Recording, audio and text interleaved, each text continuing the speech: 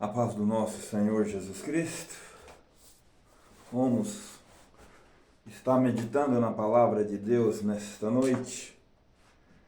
E para nós meditar aqui, eu te convido a você a estar abrindo sua Bíblia no livro de Lucas, capítulo 11, versículo 1. Lucas 11, versículo 1.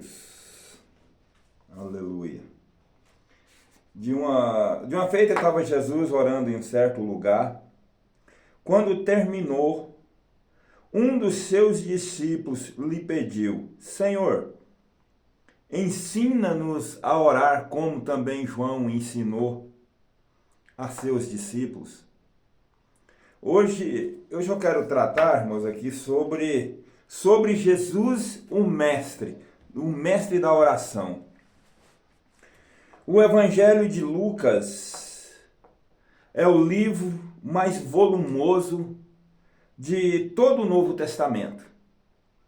O mais robusto, mais grande de todos os evangelhos. Lucas é o único escritor, não só do Novo Testamento, mas de toda a Bíblia, que não era judeu. Lucas era um gentil. Lucas era médico de profissão. Lucas era um historiador. Lucas era um parceiro do ministério de Paulo. Nas suas jornadas pela Europa, pela Ásia e até na cidade de Roma. O propósito de Lucas ao escrever este evangelho foi ressaltar, enaltecer a verdade magna da unidade magna perfeita de Jesus. Ele escreveu para Teófilo, um grego, um livro só em 2 volumes. Primeiro volume, Lucas, Evangelho. Segundo volume, o livro de Atos dos Apóstolos. Sendo assim, meus irmãos, este evangelho que mais ressalta a vida de oração de Jesus. É o evangelho que mais destaca a ação do Espírito Santo na vida de Jesus. E por outras ocasiões, Lucas relata como Jesus era um homem de oração. Em Lucas 3:21 ele está orando, lá no Jordão, e o céu se abre. O Espírito Santo desce sobre ele e o Pai fala: Este é o meu Filho amado, aonde tem todo o meu prazer. Lá em Lucas 5:16, quando as multidões procuram Jesus para ser curado, Jesus se afasta para um lugar ali reservado para orar.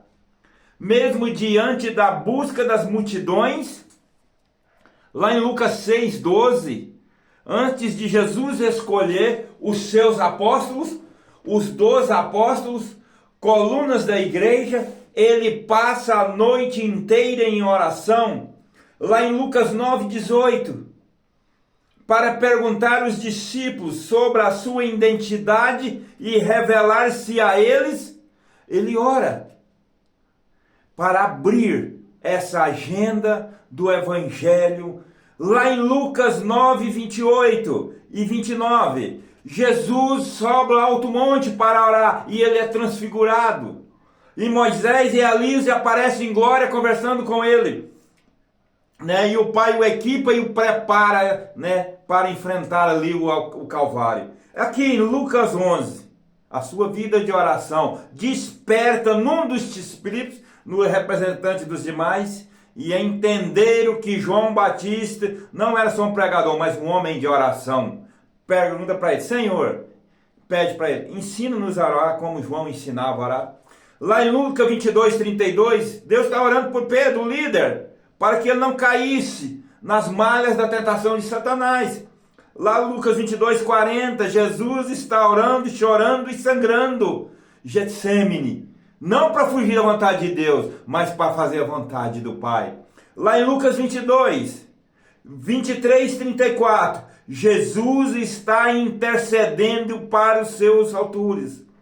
onde ela abre o caminho para a conversão daquele ladrão que está crucificado à sua direita.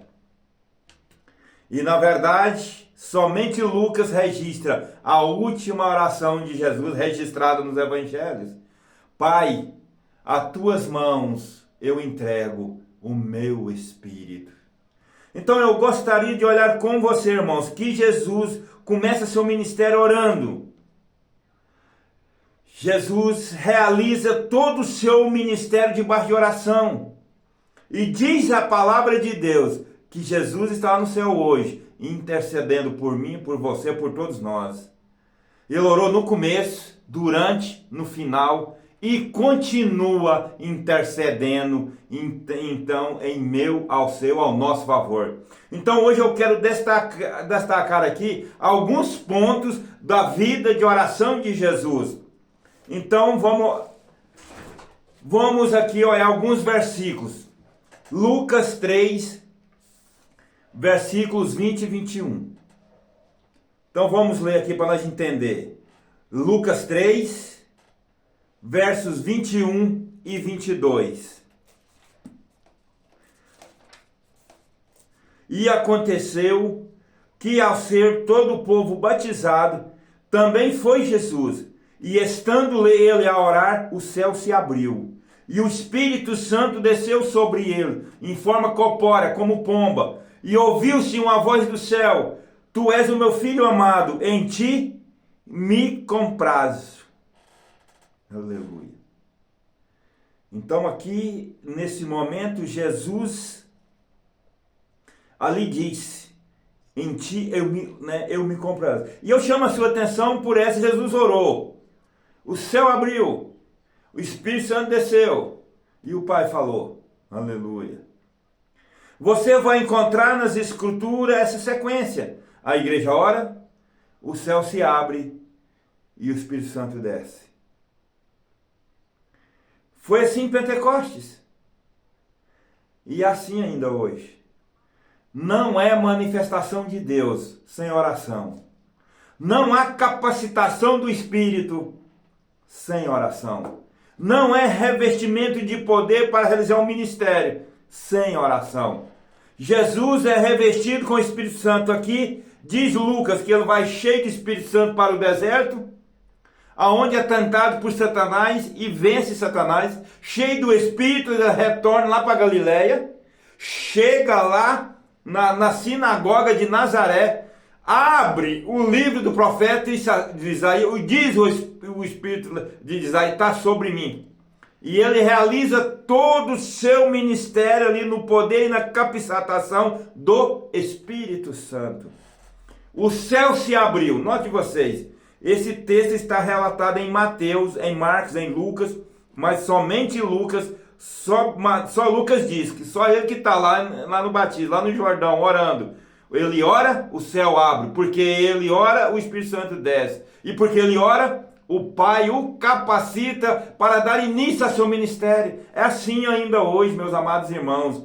A igreja de Deus é quando nós oramos e Deus nos capacita para realizarmos a sua obra. Se queremos fazer a obra e queremos o Espírito Santo, temos que orar. O poder não vem pela academia, por ler livro, por conhecimento que você acumula durante anos e anos e anos. O poder vem mediante a oração. Segundo lugar, veja o capítulo 5, versículo 15 e 17. 15 e 16. Esse segundo texto, Jesus está ensinando a orar. Lucas 5, 15 e 16. Olha só. Porém, o que se dizia a seu respeito, cada vez mais se divulgava, e grandes multidões afluíam para ouvir, serem curados das suas enfermidades. Ele, porém, se retirava do lugar solitário e orava. É muito interessante isso aqui, porque para nós é quase incompreensível. Jesus tinha acabado de curar aquele leproso. Estava avançado da sua enfermidade, estava no terminal da doença, totalmente devastado pela lepra. E certamente o fato foi tão marcante que o evangelista Marcos diz que Jesus nem podia entrar publicamente. Tamanha a revolução que esse milagre promoveu. E a quantidade de gente que passa a procurar Jesus por ser curado. A multidão está vindo com expectativa, com desejo, com necessidade. E Jesus deixa a multidão e se retira do lugar ali, e se retira para um lugar solitário para orar. Jesus está ensinando que Deus vem antes das pessoas. Que não há capacitação para fazer a obra, a não ser que nós busquemos a Deus em oração. Oração é primeiro, irmão. Ela vem em primeiro lugar. Para nós não é muito fácil entender isso. A gente pode tirar aqui dentro de lição, se não a gente for ela ver de lições de pastores, que eu vi até um testemunho aí do pastor que nessas lições eu aprendi que, nessa lição que eu vi, ele estava lá numa igreja lá, pregando, uma igreja grande, com mais de 1.000 pessoas, e esse pastor estava ali pregando a palavra de Deus, todo mundo ali ouvindo aquele pastor, porque ele era famoso. Eu fiquei imaginando ali aquilo, como é que é a agenda desse pastor, 700 mil membros em geral.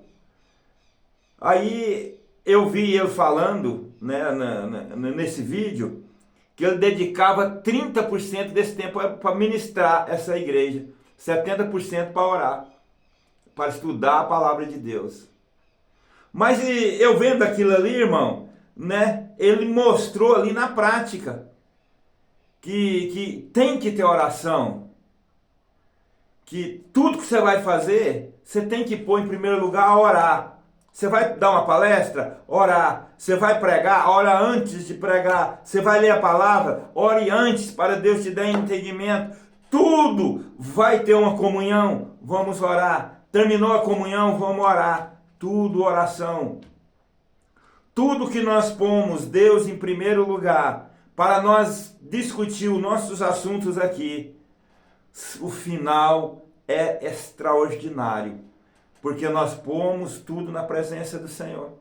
E esse pastor que eu estava vendo, essa pregação dele, ele fazia isso, Então ali eu aprendi que Deus vem em primeiro lugar, Nós temos que buscar.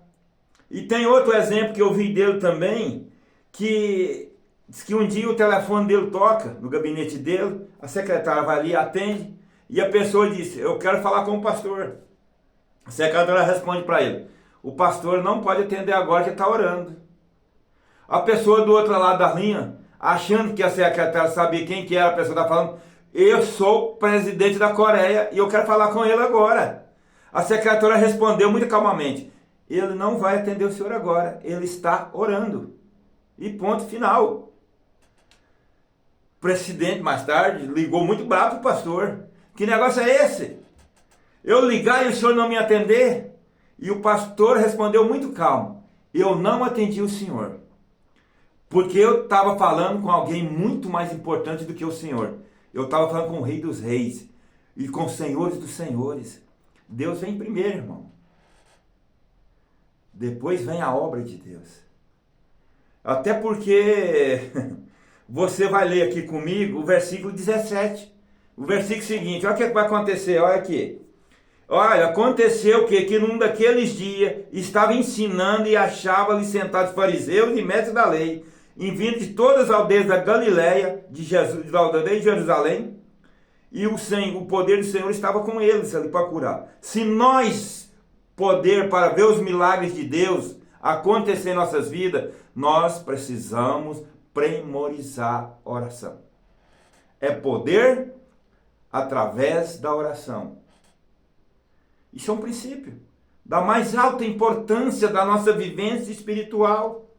E se você for observar, não há ministério vitorioso, irmão, sem poder, e não há poder sem oração.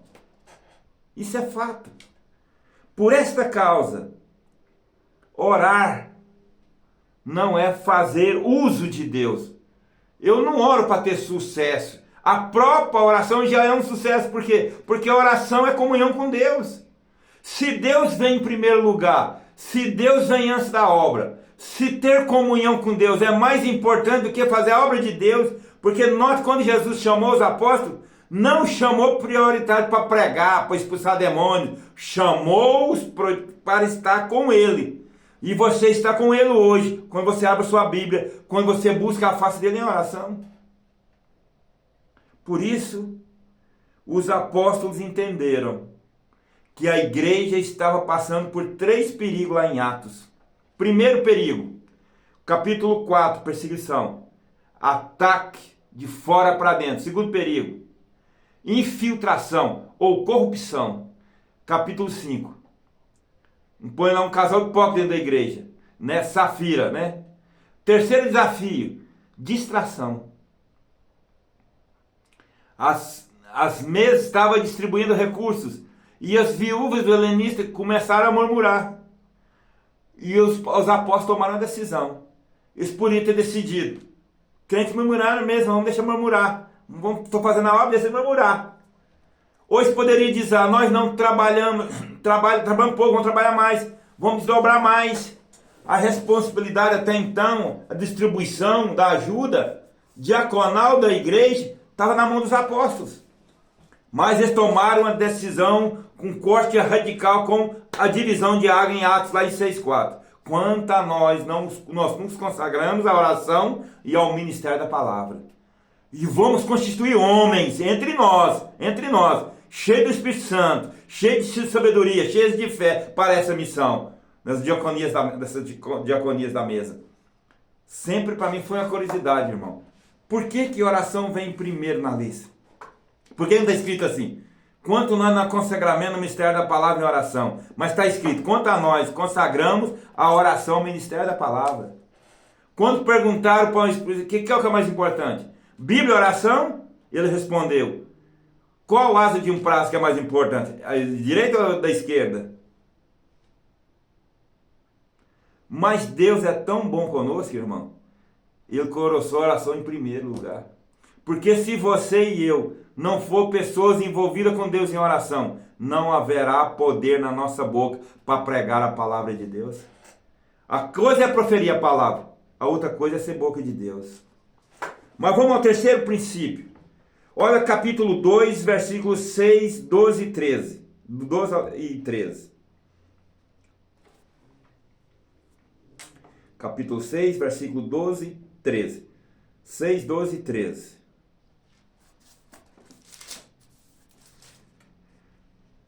Naqueles dias, retirou-se para um monte, a fim de orar.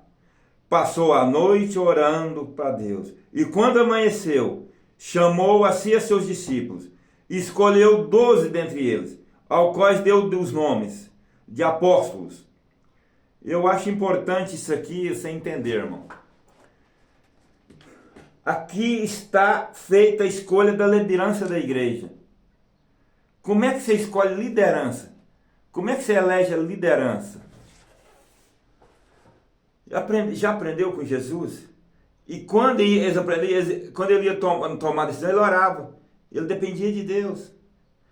As decisões pareceu ao Espírito Santo, tinha Espírito Santo, escolheu. Jesus escolheu os apóstolos, porque esse aqui vai ter uma profissão destacada, a sociedade, ganha muito dinheiro, é muito importante, é alguém com recursos? Não.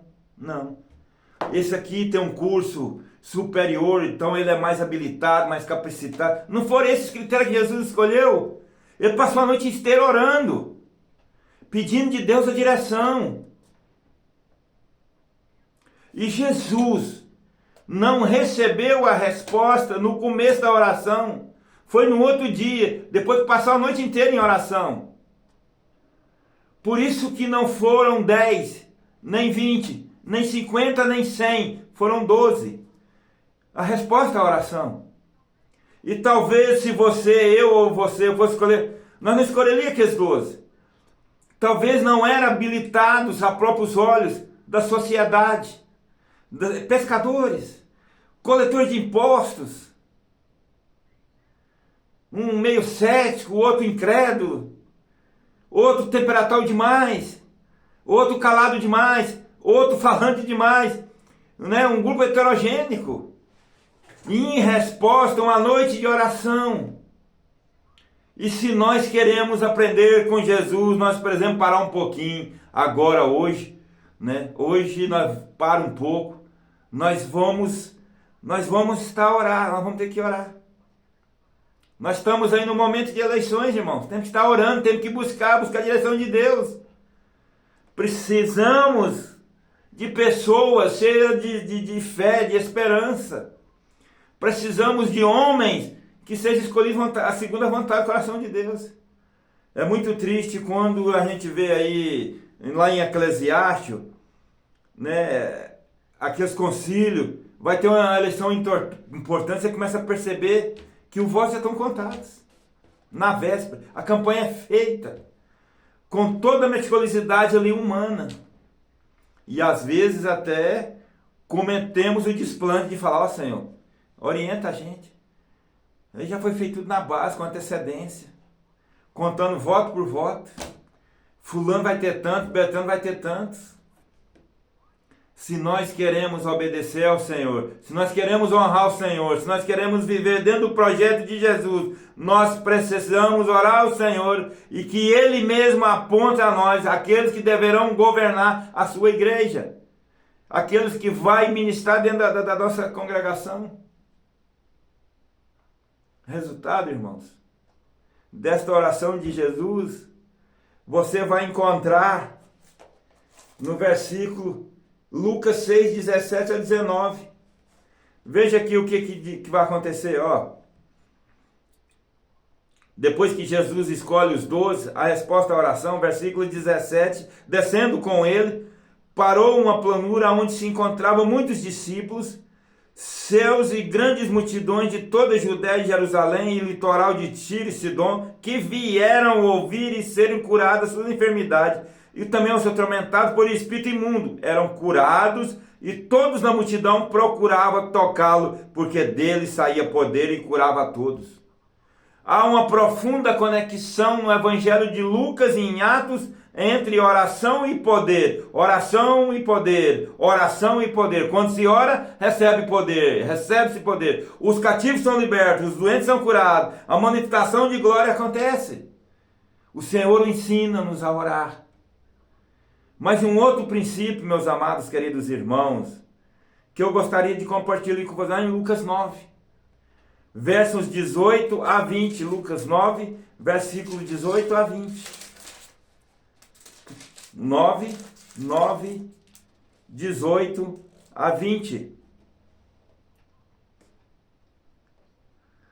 E estando ele orando à parte, achavam-se presentes o discípulo. E a quem lhe perguntou: quem diz às multidões? Sou eu. Responderam eles: João Batista. E outros: Elias. E outros dizem que ressurgiu dos antigos profetas. Mas vós pergunto e vocês: quem dizeis que eu sou? Então falou Pedro e disse: é o Cristo de Deus. Vamos compreender um pouco disso aqui, irmãos. O contexto dessa passagem aqui é que Jesus tinha acabado de multiplicar pães e peixes, lembra? Primeira multiplicação. E João, o evangelista, no capítulo 6, diz que depois que Jesus realiza esse milagre e as multidões se alimentam dos pães e do peixe, essas multidões, estando arrebatado de Jesus, um rei político, um Messias político, não entendendo a sua missão, não compreendendo o seu projeto de ser um salvador. Ou seja, o povo não sabia. Não é só o povo que se alimentou do pão e do peixe não sabia. Mas quando a pergunta foi feita lá no extremo norte de Israel, lá em Cesareia de Filipe, lá nas coisas do Monte Hermon, lá no Jordão, quando Jesus fez a pergunta, uns dizem que traz João Batista, outros dizem que traz Elias, outros dizem que traz Jeremias, outros dizem que traz alguns dos profetas. O povo não sabia quem ele era. Mas Jesus passou o quê? Tempo em oração. E os discípulos? Será quem sabe? E Pedro respondeu: tu é o Cristo de Deus. mas o Cristo, Filho do Deus vivo. E a abertura para entender a salvação vem em resposta na oração de Jesus. Se nós estamos interessados que pessoas sejam convertidas, se nós estamos interessados que as pessoas ouvem a palavra, que apenas só receba informação, mas receba transformação e conhecimento do Salvador, é preciso oração. É por isso que Jesus orou, antes de perguntar a eles sobre a sua identidade. Em outras palavras, pregação e oração caminham juntas. Talvez a maior tragédia das igrejas contemporâneas, irmãos, é que nós separamos oração e pregação. Nós separamos isso. Oração de pregação. É um grande problema. Porque se nós queremos ver os corações se rendendo a Cristo, nós precisamos orar. Nós não temos poder para pregar se nós não está sendo na presença de Deus em oração. É igual o caso de Elias, só se levantou diante do rei. Primeiro ele se prostrou diante do rei dos reis. Ele só prevaleceu em público porque em primeiro ele estava em secreto em oração. É por isso que o diabo tem 2 métodos para atrapalhar a igreja. Primeiro, distorcer a Bíblia, a palavra. Segundo, matar a vida de oração da igreja. Um pouquinho de pensar comigo, você que conhece um cenário nacional, a maioria das igrejas evangélicas desse país tem as suas reuniões de orações, o CTI espiritual. As pessoas têm tempo para churrasco, para festa, comemorações, para outras programações, mas elas não têm tempo para orar. Estão ocupadas demais para se ocupar com oração. E é por isso que você vê muita igreja sem poder, né? Por isso que as igrejas têm que estar em fervor em oração, né? Círculo de oração, oração o tempo todo. Nós temos que empenhar em oração para nós ver resultado. Porque se nós não buscar Deus em oração, nós não vamos ter resposta. Resposta vem através de oração.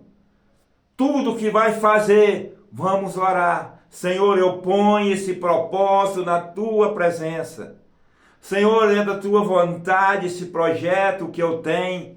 Eu peço a tua misericórdia sobre mim, Senhor. Me dá uma luz se eu estou fazendo a coisa certa, se eu estou dando a resposta certa. E Deus vai te dar a resposta quando você clama e busca a Ele. Não queira fazer as coisas do seu jeito. Vamos fazer de acordo com Deus, com oração, buscando Ele, porque Ele que é dono do rebanho. Nós estamos levando a palavra. Quem faz a obra é Ele. É Deus que faz a obra, não sou eu. O pastor Ailton, não é você aí, pastor. Quem faz a obra é Deus. Olha o que diz o versículo 28 e 29. Capítulo 9, 28 e 29. Cerca de 8 dias depois de proferir essas palavras, tomando consigo a Pedro, João e Tiago, subiu ao monte de orar. E aconteceu que quando ele orava, a aparência do seu rosto se transfigurou, as suas vestes resplandeceram de brancura. Vejam vocês, esse texto acontece uma semana depois do que ocorreu lá em Cesareia, que nós abordamos agora mesmo, quando Jesus interroga os discípulos. E naquele cenário, Jesus informou para eles pela primeira vez que era necessário que ele fosse para Jerusalém e fosse entregue ao principal sacerdote e fosse crucificado para ressuscitar o terceiro dia. Isso entristeceu os discípulos. Pedro até levou a reprimenda de Jesus. E agora Jesus quer mostrar para eles que a glória passa pela cruz. Mas Jesus, ao subir a esse monte, e está relatado lá em Mateus e Marcos, mas só Lucas diz que ele sobe esse monte para orar. E quando o rosto dele se transfigura, quando as vestes dele resplandecem de brancura, acontece isso, a resposta à oração. Ele ora e o milagre acontece. E você vai perceber que Jesus está orando, 3 coisas vão acontecer. Primeiro, a Shekinah de Deus dobra sobre ele, a glória de Deus manifesta sobre ele. Segundo, porque Jesus está orando, o Pai o prepara antecipadamente para enfrentar a cruz. Porque veja vocês no verso 32, Pedro e seus companheiros achavam-se de sono, mas conservando-se acordados, viram a sua glória. A glória precede a cruz. O tema desse encontro de Moisés e Elias com Jesus, no verso 31, é a partida, é a cruz. Mas a cruz vem. Mas antes da cruz chegar, tem a glória. O que Deus está fazendo com seu filho? Equipando, preparando para enfrentar a cruz. Quando ele desce esse monte, cheio de luz e radiação da presença de Deus, o versículo 51 diz: todos olhavam o semblante dele, e trepo da resolução, e subia para Jerusalém. Ou seja, o Pai o preparou antecipadamente. Quando você ora, Deus te prepara para os grandes desafios. Mas porque Jesus ora, a terceira coisa acontece. Pedro havia dito, sem saber o que estava falando: vamos fazer 3 tendas, uma de Moisés e outra de Elias. Pedro estava falando uma bobagem, e não sabia mesmo o que estava falando, né? Estava comparando e equiparando Jesus a Moisés e a Elias. E Jesus, se não defende, ele podia dar uma reprimenda nele. Pedro, você está tanto tempo comigo, você não entendeu ainda. Você está me comparando a Moisés, está comparando a Elias. Você está achando que eu sou um apoio grande homem? Não, Pedro. Eu sou o próprio Deus, encarnado. Você não entendeu, Pedro? Não, mas Jesus não se defendeu. Jesus orou. E por que Jesus orou? O Pai o defendeu. E de dentro daquela nuvem saiu uma voz: este meu filho, o meu eleito, a ele eu vi. A diferente do lado do Jordão, lá o Pai falou: este é o meu filho, meu amado, que eu tenho todo o meu prazer. Está falando para o próprio Jesus, para o seu próprio filho. Agora está falando para o filho, está falando para os discípulos, corrigindo-os. É Jesus, é meu eleito, é a ele que vocês devem ouvir, é ele que vocês devem escutar. Ele é o único, incomparável, ele é insubstituível. Quando você ora, Deus equipa você os grandes desafios da vida. Mas me permita ainda apresentar mais alguns versículos. Lá em Lucas 22, esse texto é fascinante. Lucas capítulo 22, 31 e 32. Ele vai nos dizer, olha o que diz: Simão, Simão, eis que Satanás que o reclamou para os peneira como trigo. Eu, porém, roguei por ti, para que sua fé não desfaleça. Pois quando te converteres, fortalece o teu princípio de orar pela liderança. Jesus sabia que Pedro era assim. Entre os discípulos ali, eu farei de ti pescadores de homens. Os outros eram também, mas Jesus falou para Pedro. Lá no extremo norte, eles falam é pedra. Pedro é o primeiro nome da lista dos discípulos. Nós precisamos orar pela liderança. O que não tem liderança é neutra. Liderança ou é uma bênção ou é um problema, irmão. E se um líder tomar uma decisão errada, muita gente vai acompanhar. Foi por isso que quando Pedro chegou lá no mar da Galileia, porque Jesus tinha dito, vocês vão para lá eu encontrarei vocês. E ele chega lá, Jesus não está lá, e Pedro diz para seu colega, eu vou pescar, e nós vamos contigo. O líder é alguém que vencia. Começa a orar pelos seus líderes, para que Deus poupe, que os livre, para que Deus proteja, para que Deus conduza, para que Deus dê sabedoria, para que Deus possa firmar seus passos. Mas eu só quero trazer só mais 2 princípios aqui e encerro aqui essa mensagem. Né? O penúltimo é o que está lá em Lucas 22, versos 39. Lucas 22, 39. Lucas 39 a 46, que é o princípio do Getsêmen. Eu quero que você preste bem atenção nessa leitura. Aqui, e vamos meditar o versículo 40 a 42. Chegando-se a um lugar escolhido, Jesus lhe disse: orai, para que não entreis em tentação. Ele, por sua vez, se afastou diante de um tiro de pedra, e de joelhos orava, dizendo: Pai, se queres, passe de mim esse cálice. Pai, por mim de tu não faça a minha vontade, mas assim a tua. Aqui é o Getsêmenes na tristeza. Aqui é o Getsêmenes da oração. Aqui é o Getsêmenes da solidão. Aqui é o Getsêmenes do consolo. Aqui Jesus orou. Aqui Jesus sangrou. Aqui Jesus chorou. E eu fico imaginando, a oração dele foi humilde, rosto no chão, submissa.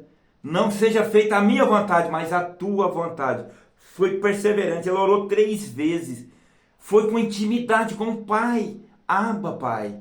E foi também com oração intensa. Um choro e com sangue, mas uma oração triunfante. Chamo sua atenção para isso. Quando ele entrou no jardim, ficou só com Pedro, Tiago e João. Ele disse para ele assim: a minha alma está profundamente triste até a morte. Vigiai comigo. Quando ele termina esse ciclo de oração, não tem mais angústia. Não tem. Agora ele enfrenta os carrascos que vêm prendê-lo. E eles caem por terra. Agora ele é cuspido e esbordoado lá no Sinédrio. E está firme como uma rocha. Ele é levado para um pretório romano e é espancado e humilhado. E quem está perturbado é o juiz que está interrogando, que é o Píncio Pilatos. Ele diz que lava minhas mãos. Aí ele fala: por que você está chorando por mim? Chore por você mesmo, pelos filhos de vocês. Agora ele é pregado na cruz. Ele está sereno. E transforma aquele pastigo de horror num palco de pregação, uma manifestação da glória de Deus. Porque pela oração, Deus mudou aquele cenário de angústia em coragem e convicção. Mas finalmente, meus irmãos, eu gostaria que você olhasse o princípio, que está lá em Lucas 23, 30, Lucas 23, 33, 30, 33 e 34. Vamos lá ver? Olha lá. Quando chegar ao lugar, no Calvário, ali o crucificavam, como os malfeitores, um direito e um à esquerda. Contudo, Jesus dizia: Pai, perdoa-os, porque não sabes o que faz. Então, repartindo as vestes dele, lançaram sorte. Notem vocês, em Marcos diz isso, Mateus diz isso, quando Jesus foi crucificado, os 2 ladrões, 2 malfeitores, estavam blasfemando. A grande pergunta: qual foi a chave da virada que transforma o ladrão da direita de Jesus para que ele parasse de blasfemar? A oração dele fosse tocada. E ali não desse um momento, no momento da vida ele fosse convertido. O que aconteceu? Muito embora não haja uma resposta, foi isso. O texto nos mostra que certamente esta oração de Jesus mexeu com ele. Porque ele chega a dizer para o colega dele da esquerda: olha, nós estamos aqui porque nós merecemos. Nossos atos, nós foi apanhado pela lei. Nós transgredimos a lei. Mas este aí, nenhum mal fez. Ele é inocente. E como alguém é inocente, está sendo cuspido, espancado, surrado, pregado numa cruz, com coisas horríveis, sofrimentos horríveis, pode fazer uma oração dessa? Além de pedir que o Pai perdoa, ainda penou a culpa, ele não sabe o que faz. E isso certamente mexeu com o coração daquele homem da direita. E aqui, meus amados irmãos, se nós queremos ver os corações se derretendo, se quebrantando, os olhos da alma sendo abertos, é preciso orar. É preciso orar. Então votemos o texto do início. O Senhor nos ensina a orar. Eu não tenho dúvida que você e eu precisamos matricular nessa escola de oração. Nós temos um grande mestre de oração que foi Jesus. O Evangelho de Lucas, os apóstolos não oram, mas Jesus ora.